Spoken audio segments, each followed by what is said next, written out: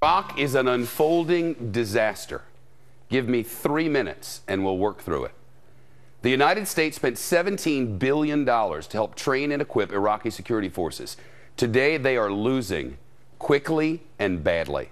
They're deserting the Iraqi military, and their weapons are being left behind where the terrorists picked them up. And not just any terrorists. This group is so extreme that Al-Qaeda cut ties with it and is now in control of an enormous swath of that country. The group is so organized and so well equipped that it controls entire cities and regions and is fast approaching Baghdad. That's amateur video, which we're told shows 2 Iraqi military vehicles on fire in Saddam Hussein's hometown of Tikrit. Officials say militants are now in control of that city and others in the northern part of the country. Officials say extremists have rampaged police stations and military bases, even an airport, all while forcing the Iraqi military to abandon it all. I'll show you the extent of it in just a moment. First, our slideshow. These are refugees right now who are leaving another city, Mosul. The militants overran that area earlier this week, and now the terrorists control it. Hundreds of people have reportedly now left. Here you can see military forces lined up in battle, but so many leave from the military and then don't come back to the military. It has heightened security concerns throughout the region, even in Baghdad. A little background now, these militants belong to a group called the Islamic State of Iraq and Syria, or ISIS. This is the guy in charge.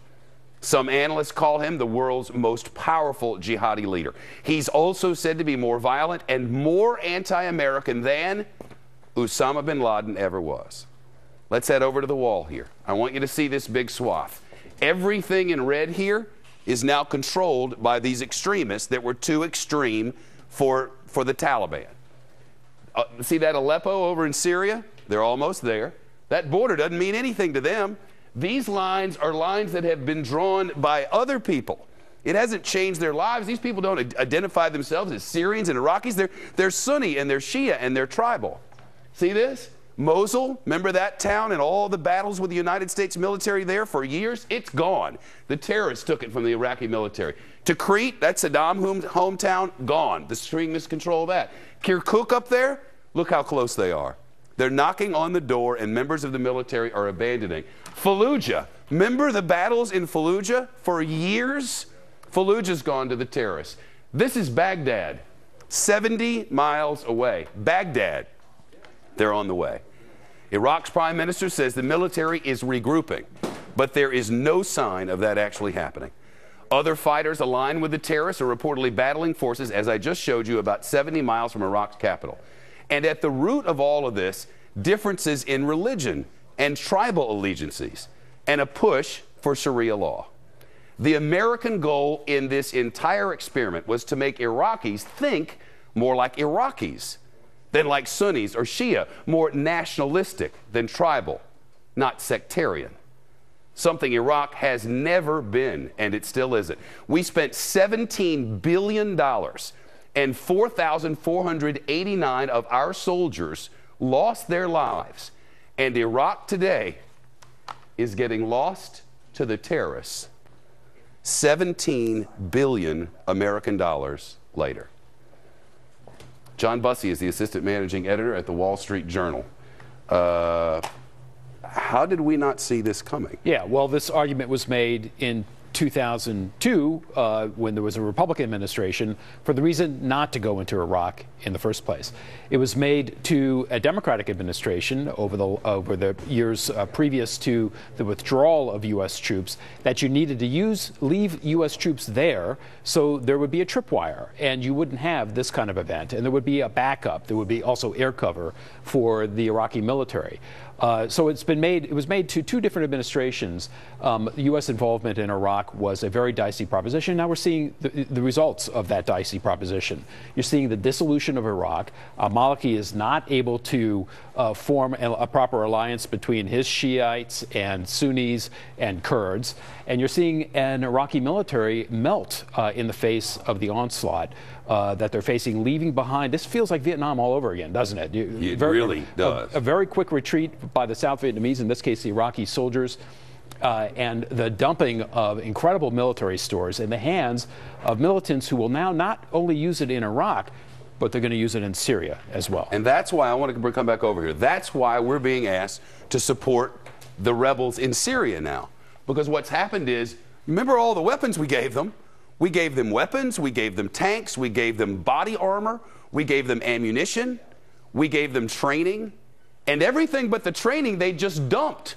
They put on their clothes and went home to mom and dad or home to the wife and kids, and the terrorists have taken those tanks and all the weapons and they've taken it over into Syria.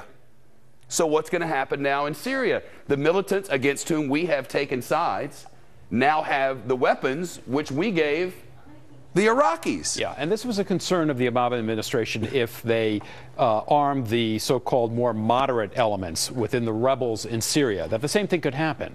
You would arm them and they would be overrun and the weapons would then be in the hands of Abu Bakr al-Baghdadi, the head of ISIS, who is a player, right? He is a very active militant, unlike the leadership right now of al-Qaeda, which has been much more cautious. And he apparently knows how to avoid being detected. His movements are not as well known as the previous leaders of al-Qaeda in Iraq, who were killed as a result of the U.S. identifying them. How great is the fear, first, that we'll get drawn into Syria to help fight the enemies of our enemy, and further, that if Baghdad falls, we'll find ourselves back in that no-win situation again. Well, I think the concern throughout the region is pretty high right now. And the U.S. apparently has already kind of charted its course. It does not want to get dragged back into Syria. But remember, it was, after all, the west of Iraq, the Anbar awakening, right? It was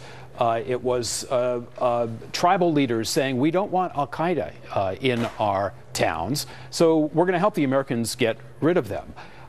Now what's happening is that they are allowing the militants to use their territory because they feel put off by the al-Maliki government in Baghdad.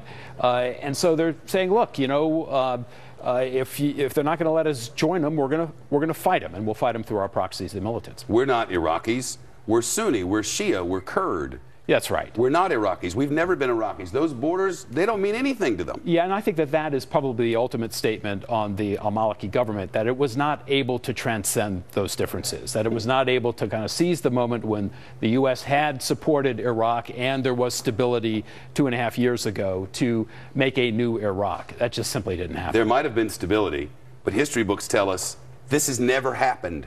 This was something drawn up in our minds. We thought we could make them change the way they've thought 5 times longer than we've even been a nation. Yeah. You wonder if anyone's ever, we got 4 seconds. The U.S. is worried now. How much does Baghdad look to Iran for support?